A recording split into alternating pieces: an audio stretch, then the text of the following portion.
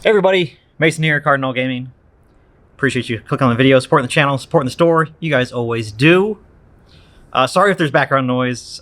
It's really storming right now, so if you hear thunder and lightning stuff, sorry. Not a whole lot I can do. It's either I don't make a video or you just put up with the noise. Sorry. So, we're going to talk about the Magic Lord of the Rings set. I haven't done a video on it yet. I do like to talk about the more featured and more important kind of stuff that Magic does, and definitely this is up there with some of the best and most important things they've ever made. I think this could be the greatest Magic set of all time. And I don't say that lightly. Even as a guy that mostly deals with Pokemon, I have sold Magic and have had Magic players and people that work for me that love Magic, and I followed it for a long time. This is not the first thing, and I don't take lightly to say that this is the greatest set of all time. I think it is. The fact that all these products have come out through pre-release, through release weekend, and here we are on Sunday night of release weekend, and these bad boys were floating around like $450, and now release weekend they were about $420, $430, somewhere in there, and even one of my managers said, "Hey, do you think we should drop this price?" I was like, "Nope, these are going to be higher by the end of this weekend.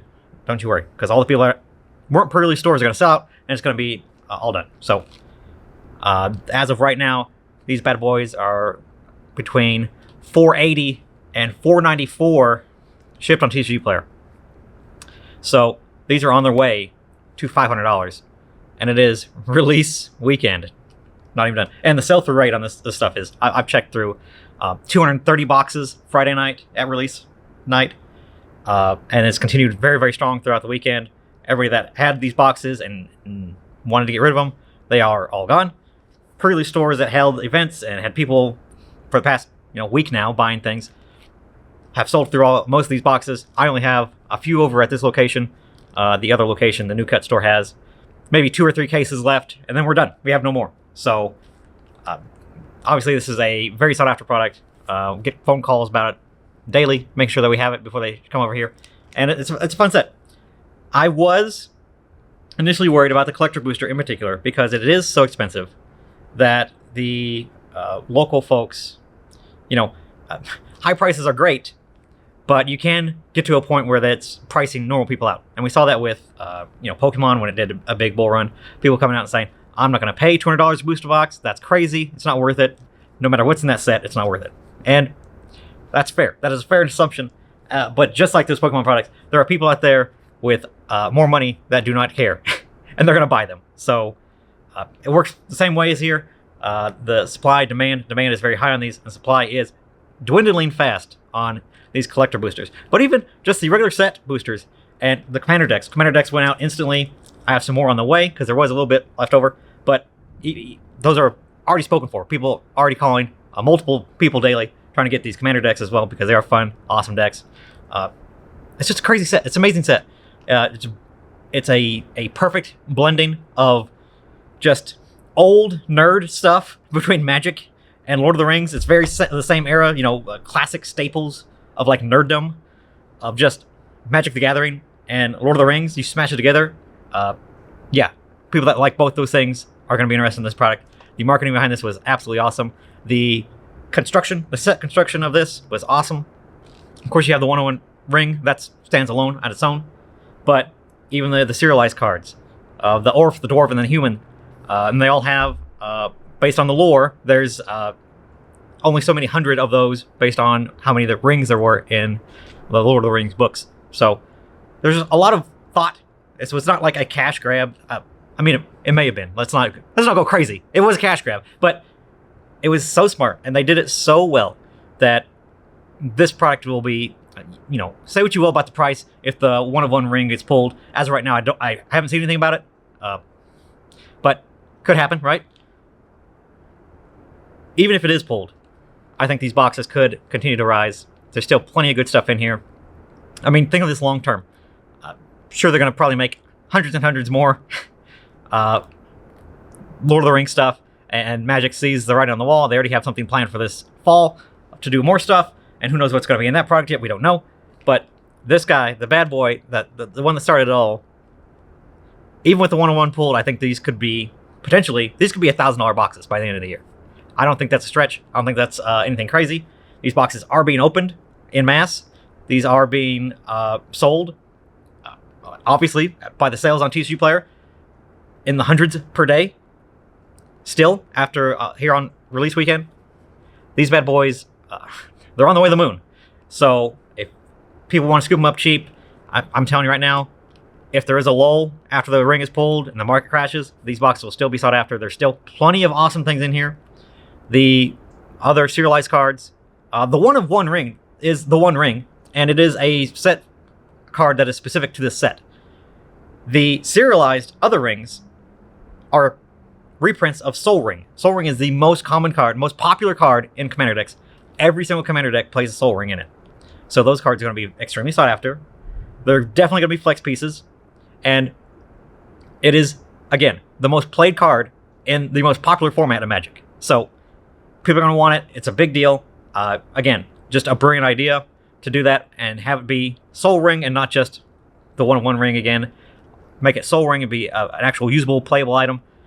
I could see people that want to ball out actually having serialized those rings in their decks. I could see it happen, absolutely. So those are going to be extremely valuable. I had one here pulled locally, and I bought one from a customer, and I sold it over the weekend.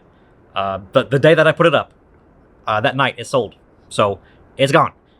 And it was the most common one, the human one. There are 900 of those, and it sold for $2,000. As these things get pulled, obviously those are going to go cheaper and cheaper, but that's pretty good. That's pretty good, a little payday. That's a good payday for the customer. That's a good payday for me. And again, these are going to be sought after cards. These are going to be awesome cards.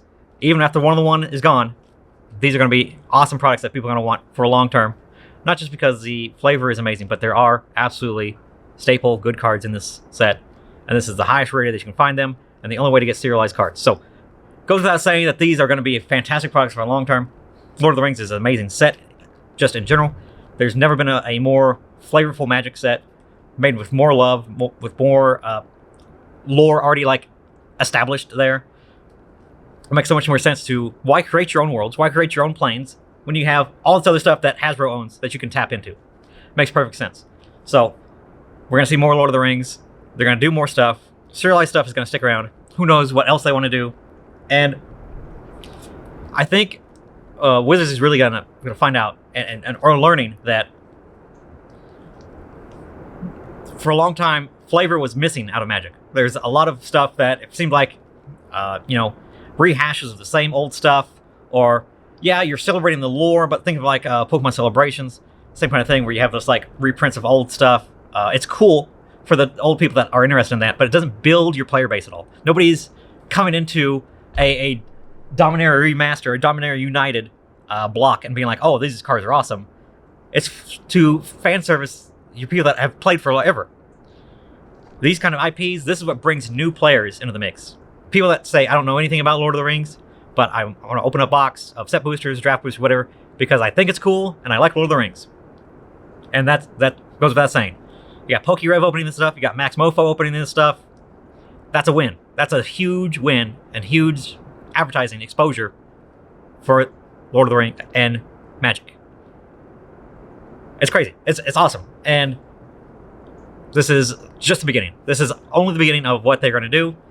D&D was the start, the kickoff, and then now, as we keep going, we got this going on. We got Doctor Who coming up between this and the other Lord of the Rings set. Lord of the Rings again coming up again and again. We don't know what's going to be in it. Probably not going to be any more one-of-ones, but there could be. Could be. Who knows? And you better believe that they're going to make some other serialized stuff and keep going with this, because this is an absolute success. And there's never been a more profitable Magic set than this for local game stores, for retailers. I'm sure for big box stores, it's selling out there as well. It's just a win all around. So I think Magic is back. I think Magic is doing all the good, right things to try to get back on track and kind of recover from the 30th anniversary mess. And this is kind of like the culmination of them and their efforts. So it's awesome to see. And hopefully, if we do get more players and people coming into this, that will come up and play and hang out and enjoy the rest of the sets going on and moving forward, right? That's the idea when you do big promotionals and big IP drops like this. So I think it's an awesome product. It goes without saying that game stores love these products, and hopefully, as players want to get their hands on this kind of stuff, they'll continue to stick around and play Magic just overall. That's all I got, guys. Just want to talk about Lord of the Rings because I hadn't yet, and I appreciate you guys listening. Man, it's really coming down rain, so I'm going to hop out of here so I can float home, I guess. All right, see you guys. Have a good night. Bye.